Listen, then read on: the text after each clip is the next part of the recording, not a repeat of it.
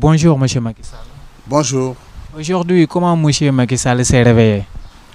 Je me suis réveillé comme d'habitude avec le sentiment de- d'un citoyen libre qui est quitte avec sa conscience, malgré euh, mon audition hier par le commissaire de la sûreté urbaine suite aux accusations calomnieuses du ministre de l'Intérieur qui tendrait à me mêler sur un problème de blanchiment d'argent. Accusation grave du reste, puisque je pense que le rôle du ministre de l'Intérieur n'est pas d'accuser des citoyens et de porter atteinte à leur honorabilité. S'il a des dossiers compromettants contre un citoyen, il doit les transmettre à la justice. C'est cela l'état de droit. Cela dit, j'ai répondu à la convocation et lorsque je me suis présenté devant le commissaire Diagne, les questions d'abord ont tourné autour des élections locales, comment je comptais y aller, avec qui, compte tenu du fait que l'APR n'avait pas encore reçu son récépissé, sur quels moyens je comptais financer la campagne électorale de l'APR. Alors je leur disais donc que je n'étais pas là pour des questions politiques, je pense, encore moins des questions électorales. Et donc ils ont enchaîné pour me dire que oui, on parle.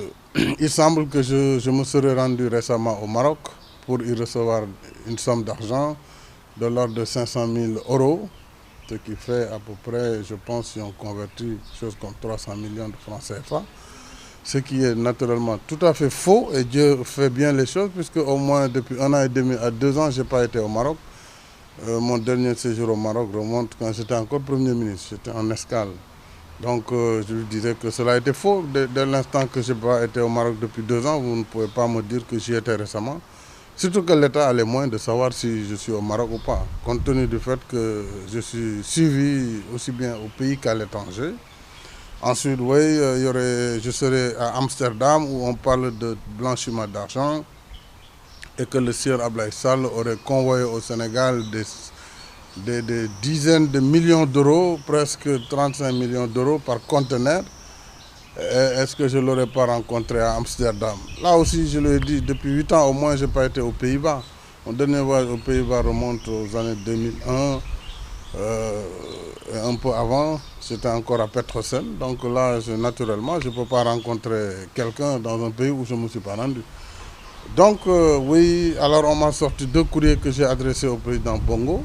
Ils me disent, oui, ces courriers, vous les avez écrits, et est-ce que vous le reconnaissez? J'ai dit oui, bien sûr que je le reconnais, ce sont mes courriers.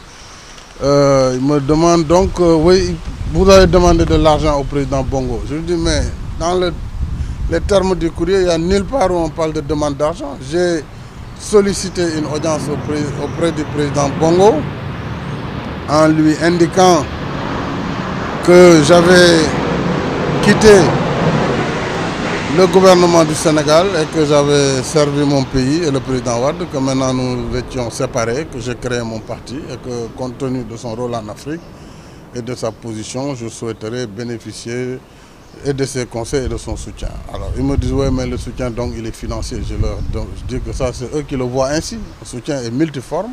Est-ce que vous avez reçu un soutien financier de la part du président Bongo? Oui, je vais y arriver. Je n'ai jamais reçu un franc du président Bongo. J'ai vu ce matin l'amalgame qu'ils veulent entretenir pour dire que le président Bongo aurait dit qu'il m'a remis de l'argent, mais pas pour déstabiliser le président Wade. Je dis que c'est archi faux.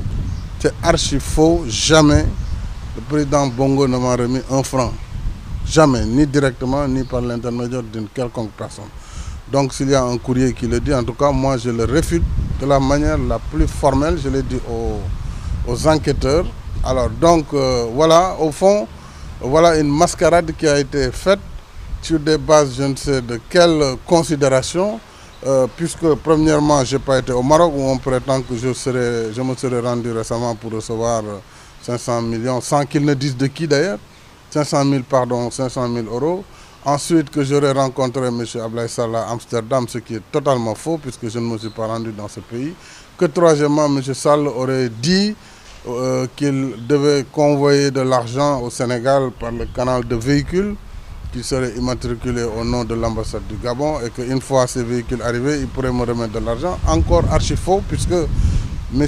Abdoulaye Sall et moi n'avons jamais échangé sur des propos ou des considérations financières. Nous n'avons pas ce type de rapport. C'est un des milliers de Sénégalais, voire des millions de Sénégalais qui soutiennent notre cause, comme partout ailleurs dans la diaspora. Alors je pense que tout compte fait, j'ai senti une tentative d'intimidation de tous ceux qui nous soutiennent ou qui sont avec nous. Alors ils m'ont aussi demandé la même chose concernant un autre compatriote basé cette fois-ci au Burkina Faso du nom de Harouna Dia. Alors ils pensent que est-ce que c'est votre bailleur de fonds? Je leur ai dit que je n'ai pas de bailleur de fonds. Si j'en avais, l'APR n'aurait pas édité des cartes de membres avec des prix qui sont échelonnés en fonction des militants de la diaspora et des prix à 100 francs au Sénégal, mais 1000 francs en Afrique. Et les membres de la diaspora européenne ont accepté de payer leur carte de membre à 10 €, tout comme ceux de l'Amérique à 10 $. Donc, nous avons au-delà de tout cela édité des cartes de souscription volontaire pour que les Sénégalais qui veulent soutenir notre action puissent y contribuer en achetant des cartes à 100 francs, voire à 500 francs. Donc, si j'avais des bailleurs de fonds ou si j'avais ces fonds escomptés, je crois qu'on n'aurait pas besoin, l'APR n'aurait pas besoin, Macky Sall non plus, de faire toute cette démarche et toute cette recherche d'argent à travers nos militants. Donc, en définitive, ils m'ont dit, oui, il paraît que l'État enquête sur un trafic de drogue. Maintenant, on quitte ce qu'on avait parlé du chef de l'État gabonais pour parler de drogue, de trafic de drogue qui partirait de la Guinée-Bissau en passant par le Gabon et les Pays-Bas et qui concernerait mais des sommes vraiment faramineuses parce qu'on parle de plus de 70 millions d'euros. Est-ce que j'étais au courant? Je dis naturellement, je ne suis pas au courant, c'est vous qui me l'apprenez. Parce que moi, je ne suis pas trafiquant de drogue, je ne connais pas, et je ne suis pas informé, donc c'est vous qui m'informez de cette situation. Alors, donc voilà, maintenant ils m'ont demandé mon passeport pour le confisquer. Je trouve que c'est extrêmement grave. D'abord, ce n'est pas un passeport diplomatique pour corriger ce qui a été dit dans la presse, parce que j'avais restitué mon passeport diplomatique après ma démission. C'est mon passeport ordinaire avec mes visas et je pense que tout cela, c'est pour restreindre mon action et nous étouffer, nous prendre en otage pour croire que cela va empêcher à l'APR de se déployer lors des prochaines élections locales. Alors je trouve le procédé antidémocratique et c'est regrettable pour le Sénégal qu'on en soit là. Ce matin, on me dit qu'on est en train de traquer Farbangom, un de mes militants et amis, ainsi qu'un autre Modou qui a été convoqué. On convoque comme ça tous azimuts les citoyens sur des bases légères et je trouve que c'est déplorable pour la démocratie sénégalaise.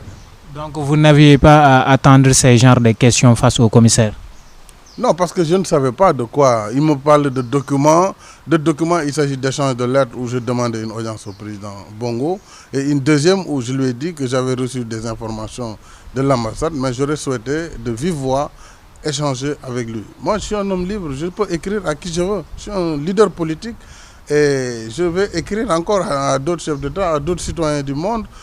Si c'est ça, pour cela qu'on me convoque, on me convoquera encore parce que comme je l'ai dit, on nous empêche de travailler au Sénégal. J'ai mon cabinet, je vais aller rechercher des marchés dans la sous-région, en Afrique et partout où je pourrais le faire parce que je dois vivre avec les moyens de mon travail. Donc, je continuerai à rechercher pour mon cabinet, n'est-ce pas, les voies et moyens de travailler et d'exister.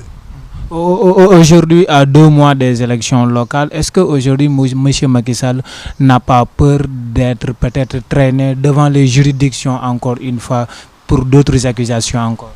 Oui, non, je n'ai pas peur d'être traîné. Certainement, je serai traîné parce que aujourd'hui, le pouvoir pense qu'il faut m'éliminer. Voilà.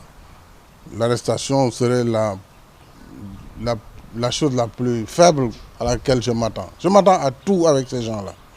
Et je prends mes dispositions, mais que les gens le sachent, ils sont prêts à tout. Alors, par conséquent, étant politique, bien sûr, je suis conscient que si on est dans un pays où la liberté du citoyen n'est pas respectée, où elle peut être bafouée à tout moment, on doit s'attendre à tout. Donc vous avez peur pour votre sécurité? Ah oui, ma sécurité naturellement, mais je prends les dispositions de citoyen que je peux prendre. Le reste, je laisse ma sécurité entre les mains de Dieu.